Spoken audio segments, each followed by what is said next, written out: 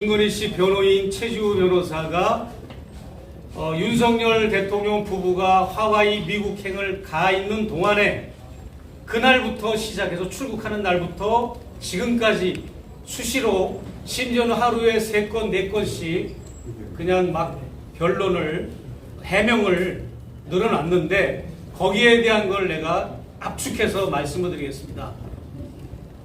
첫째, 제가 이 언더커버 취재를 하게 된 목적이 제가 보는 앞에서 김건희 여사가 금융위원을 임명하는 전화 통화하는 걸 보고 거기서 충격을 먹고 제가 이제 증거 채집을 다음에 만나면 해야 되겠다라는 결심을 했는데 이 최지우 변호사는 거기에 대해서도 전면 부정을 하고 있습니다. 그런 통화를 한 적이 없다라고 했는데 그러면 제가 헛개비를 봤다는 말입니까? 분명히 제 옆에서 김건희 여사가 전화를 받았고 메모지를 찾고 펜을 찾으니까 없으니까 뻘떡 일어나서 등 뒤에 있는 정지원 비서의 책상에서 통화를 마무리하고 메모를 하고 통화를 하는 소리를 제가 봤는데 그 통화한 자체를 지금 부정하고 있고 그리고 금융위원을 임명했다고 하는 자체도 부정을 했는데 어떤 방식으로 부정을 했는가 하면 차라리 검찰 간부를 임명했지 금융위원을 어떻게 임명하느냐라고 그렇게 답변을 했습니다. 이거는 완전한 거짓말임을 제가 말씀을 드립니다. 그리고 제가 준 180만 원 상당의 샤넬 화장품은 어디 있느냐라고 기자들이 질문을 하니까 장마철에 물난리가 나서 그 화장품 세트가 물에 젖어서 폐기 처분했다고 하는 이런 웃지도 못할 궤변을 늘어놨습니다. 이것도 완전한 거짓말입니다. 그리고 고급 양주는 어떻게 했냐고 하니까 경호처에서 규정대로 폐기 처분했다고 그렇게 답변을 했습니다. 이것도 완전 거짓말입니다. 왜 거짓말인가 하면 바로 김건희 여사가 저에게 술을 잘 받았다는 답변을 해주셨습니다. 그리고 그의 비서가 유경호 비서가 저한테 전화통화로 잘 받았다고 하는 내용도 통화를 한 적이 있어서 그 통화 음성도 제가 검찰에 제출했습니다. 이런 엄연한 사실관계가 있음에도 불구하고 최지우 변호사는 사실관계 확인조차 미흡하여 이런 면피형 거짓말을 늘어놨던 거죠.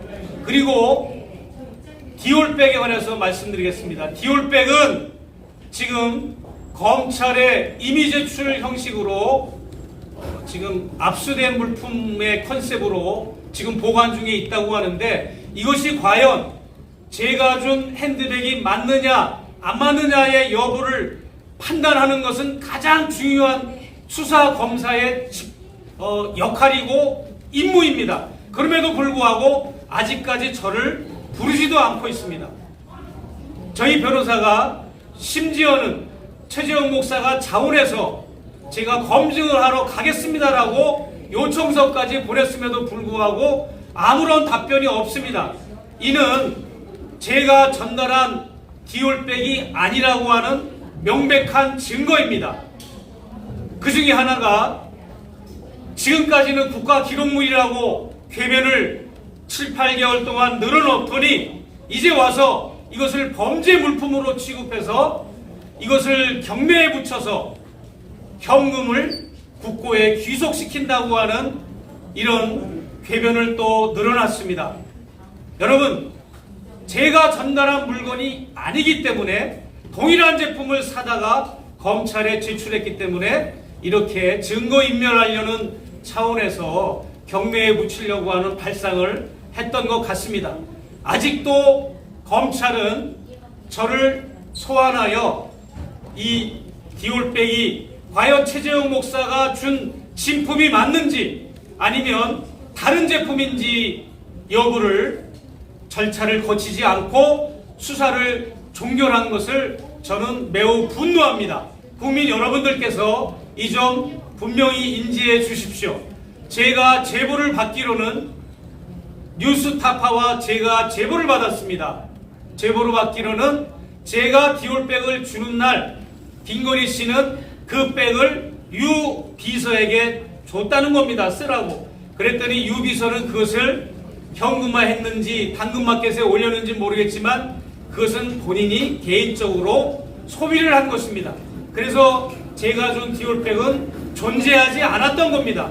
존재하지 않았기 때문에 그 많은 시민단체들이 보자고 해도 보여줄 수가 없었고, 국회의원들이 보자고 해도 보여주질 못했고, 검찰이 보자고 해도 보여주질 못했고, 권익위 직원들이 용산까지 찾아가서 보여달라고 해도 보여주지 못했던 것입니다. 그러다가 이제 어쩔 수 없이 이제 막판에 들어서서 이제는 빼도 박도 못할 상황이 되니까 동일한 제품을 구매해서 지금 검찰에 제출한 상태인 걸로 저는 알고 있습니다. 저는 분명히 그 디올백에 관한 제품 번호 2가지를 다 인지하고 있고 사진으로 찍어 놨습니다.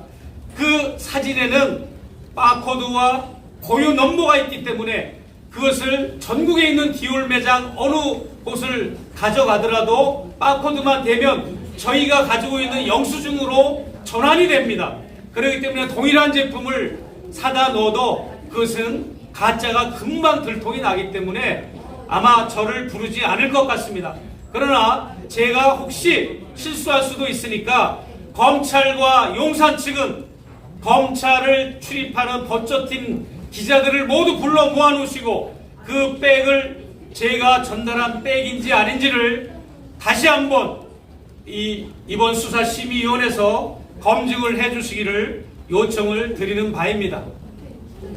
그리고 지금 초등학교 1학년 학생들도 스승의 날이 되면 선생님한테 선물을 못합니다. 왜? 청탁금지법 때문에. 그런데 뭐 초등학생이 청탁금지법이 뭔지 압니까? 김영란법이 뭔지 압니까? 그럼에도 불구하고 이것은 관계를 말해주는 겁니다. 이 법의 핵심 정신은 관계를 말하는 겁니다. 두 사람의 관계. 그런데 제가 500만 원 이상의 이런 선물을 전달한 것은 직무 관련성과 청탁의 의미가 있었던 겁니다. 선물이 단순하게 감사의 표시, 고마움의 표시만 있는 것은 아닙니다. 그것도 난 틀린 말이 아니라고 봐요. 최재형 목사가 감사의 표시로 줬다. 그러나 선물이 어디 감사의 표시만 있습니까? 제가 준 선물은 청탁의 의미가 분명히 있는 것이고 직무 관련성이 분명히 있는 거지 감사의 표시만 있는 것은 아닙니다. 그리고 대통령의 배우자가 500만 원 이상의 이런 선물을, 대가성 선물을 받았고 대통령은 공식 기자회견에서 확절하지 못해 받았다고 분명히 발표를 했습니다. 이것으로 끝난 겁니다. 받은 것을 시인했으면 이것은 대통령도 처벌받아야 되고 대통령의 배우자도 분명히 법의 처벌을 받아야 할 사안이지 이것이 어떻게 혐의 없음으로 결론이 난단 말입니까?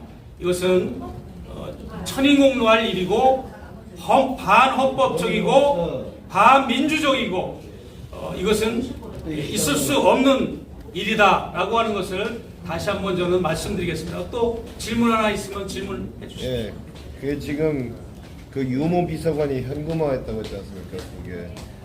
근데 이제 처음에 대통령 기록물이라 했는데 현금화를 했다면 이것도 지금 대통령 기록물을 멋대로 처분한 거 아니겠습니까? 그렇습니다. 뭐 지금 대통령실에서 국가 기록물이라고 그랬다, 아니라고 그랬다, 뭐 여러 가지. 그러면은 보십시오.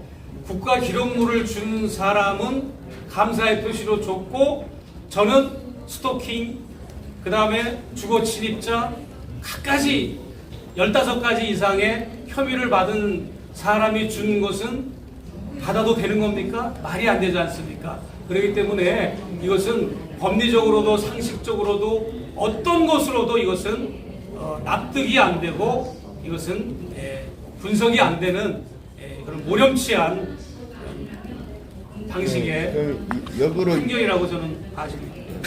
역으로 그 유 비서관에게 혹시 뭐 법적 조치를 취하실 의향이 있으신지 한번 여쭤볼게요. 이것은 조금 더 이제 사실관계 확인이 되면 이 디올백이 검찰에 제출된 디올백이 최재형 목사가 전달한 백이 아니고 다른 제품을 갖다 제출한 거라면 저는 분명히 이것을 저와 서울의 소리 측은 문제를 삼을 것입니다. 자, 저희들 이 장에 이렇게 마치시는 우리 최재형 목사님 고생 많으시고요. 우리 청자 여러분들께서 많이 응원해 주시기 바랍니다. 마치겠습니다. 감사합니다. 이장님들 고맙습니다.